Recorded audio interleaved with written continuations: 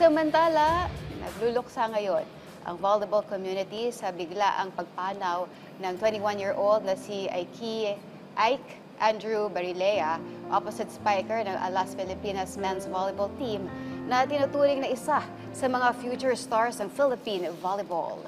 Kinumpirma ng Alas Pilipinas ang balita sa kanilang opisyal na pahayag noong Martes, November 11. Ayon sa mga ulat, pumanaw si Barilea 2 araw matapos ang kanyang ika-21 kaarawan. Hindi pa inilantad ng pamilya ng koponan ang sanhi ng kanyang pagpanaw.